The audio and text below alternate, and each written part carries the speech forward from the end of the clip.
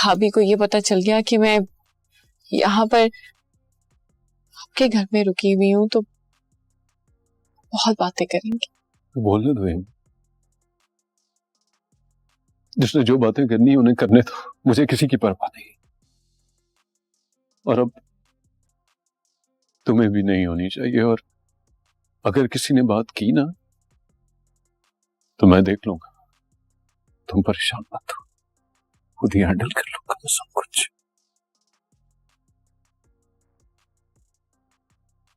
मुझे नहीं पता कि मेरी कितनी जिंदगी बाकी है। मैं भाभी से माफी मांगना चाहती हूँ। उन्होंने सारी जिंदगी मेरी वजह से बहुत कुछ बर्दाश्त किया है, बहुत बातें सुनी है। बेशक उन्होंने मुझे सारी जिंदगी ताने दिए, मुझे कोसा, लेकिन मैं बुराई का बदला बुराई से नहीं देना चाहती। अच्छा ठीक। अस्सलाम अलैकुम नाजरीन, खुश आमदीद आप सबका अला हासिल की एक और जज्बात से भरपूर किस्त में। आज की कहानी में ऐसे राज सामने आने वाले हैं जो कई जिंदगियां बदल कर रख देंगे। ऐमन अपनी बेटी आयशा को इसका हक दिलाने के लिए एक ऐसा फैसला करती है जो अवैस की पूरी दुनिया हिला देता है। दूसरी तरफ रानिया अपने शौहर के माजी की हकीकत जाने के बाद शदीद कश्मकश में मुब्तला हो जाती है, क्योंकि जिस शख्स पर इसने सबसे ज्यादा एतमाद किया इसी ने इससे सबसे बड़ा सच छुपाया होता है। उधर ऐमन अपने माजी के जख्म भला कर सिर्फ अपनी बेटी के बेहतर मुस्तकबिल के लिए जिदोजहद कर रही है। वो हर कीमत पर यह चाहती है कि आयशा को वो इज्जत, पहचान और महफूज जिंदगी मिले जिसकी वो हकदार है। लेकिन हालात बार बार उसके रास्ते में नई आजमाइशें खड़ी कर देते हैं। दूसरी जानिब घर के अंदर भी माहौल दिन ब दिन खराब होता जा रहा है।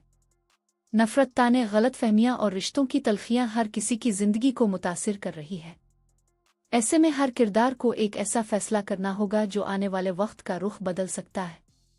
क्या अवैस अपने माजी से बच पाएगा? क्या रानिया सच जाने के बाद उसका साथ देगी या हमेशा के लिए इसे छोड़ देगी? क्या ऐमन की कुर्बानियां रंग लाएंगी? और क्या आयशा को आखिरकार उसकी असल हकीकत मालूम हो सकेगी? उन तमाम सवालों के जवाब जाने के लिए देखिए बेटी का सहारा कि ये इंतहाई जज्बाती, सनसनीखेज और दिल को छू लेने वाली किस्त, जहां हर मंजर आपको अगले मंजर का शिद्दत से इंतजार करने पर मजबूर कर देगा। आइए बगैर किसी ताखीर के शुरू करते हैं आज की किस्त। उधर कोमल भी परेशान थी। इसे लग रहा था कि अगर सारा सच सामने आ गया तो इसकी बरसों की बनाई हुई झूठी इज्जत एक लम्हे में खत्म हो जाएगी। वो बार बार सोच रही थी कि किसी न किसी तरह ये डायरी सबकी नजरों से गायब हो जाए, मगर अब बहुत देर हो चुकी थी। इसी दौरान घर का एक और फर्द आगे बढ़ता है और कहता है, आज के बाद इस घर में कोई फैसला इल्जाम की बुनियाद पर नहीं होगा। पहले सच मालूम किया जाएगा, फिर इंसाफ होगा। ये अल्फाज सुनते ही महर की आंखों से आंसू बहने लगते हैं। शायद पहली बार इसे महसूस हुआ था कि कोई इसकी बात सुनने के लिए भी तैयार है। लेकिन कहानी यहाँ खत्म नहीं होती। इसी रात जब सब अपने कमरों में चले जाते हैं तो किसी के कदमों की आहट सुनाई देती है। एक साया खामोशी से इस कमरे में दाखिल होता है जहां डायरी रखी हुई थी। इसके हाथ डायरी की तरफ बढ़ते हैं, लेकिन जैसे ही वो इसे उठाने की कोशिश करता है, पीछे से आवाज आती है, मैं जानता था तुम जरूर आओगे। ये सुनते ही वो शख्स घबरा कर रुक जाता है। कमरे की लाइट जलती है और सब लोग वहां मौजूद होते हैं। अब हर रात से पर्दा उठने वाला था और किसी के पास झूठ बोलने का कोई रास्ता बाकी नहीं बचा था। आखिर वो कौन था जो शुरू से पूरे खानदान को एक दूसरे के खिलाफ करता रहा? इसका मकसद क्या था?